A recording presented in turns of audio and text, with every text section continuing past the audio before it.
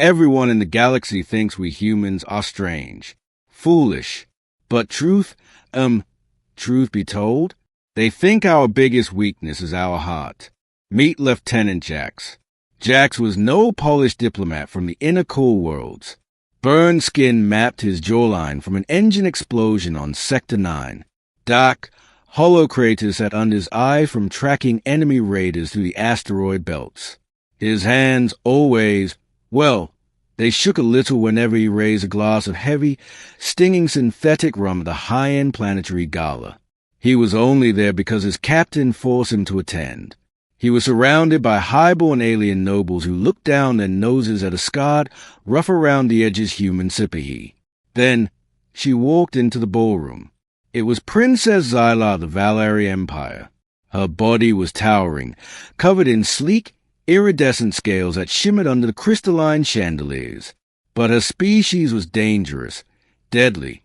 On her chest plate, she wore a pair of massive, highly sensitive venom sacs, shaped like heavy armor plates, which her people used to spray lethal acid at anyone who offended them or stepped too close.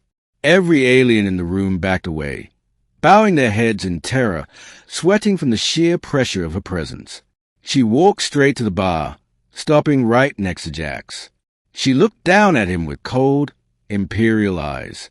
No one dared to look at her chest. No one dared to even breathe too loud near those venom sacs. Jax didn't look away.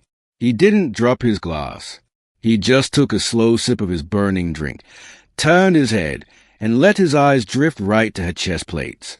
He looked up, his thin lips curving into a completely reckless, stubborn grin. "Your breasts are very nice," I said, completely ignoring the fact that her guards instantly drew their heavy plasma blades behind him. The entire ballroom went dead silent, expecting him to be melted into a puddle of flesh on the spot. The princess froze. Her mandibles flared open, and a wet, rhythmic clicking echoed from her throat as she stared at this tiny human. The alien commanders in the gallery held their breath. Their minds were small. They only saw a death sentence. They did not understand our grit. To them, Jax was a fool who had just signed his own execution order. The sharp stench of ozone and ready-to-fire acid bit into the air, suffocating and heavy. But instead of melting him, the alien woman smiled and replied, "You're very brave." Jax just stood there. Thick gray dust from the hangar bays still coated his heavy boots. His breath dragged heavy in his chest, but his gaze was as solid as iron. He did not flinch. He set his glass down with a loud slap on the bar and shrugged. "Your Highness, back on Earth, we don't hide from what's beautiful. My people don't look at the floor when a force of nature walks into the room. We fight for the soul.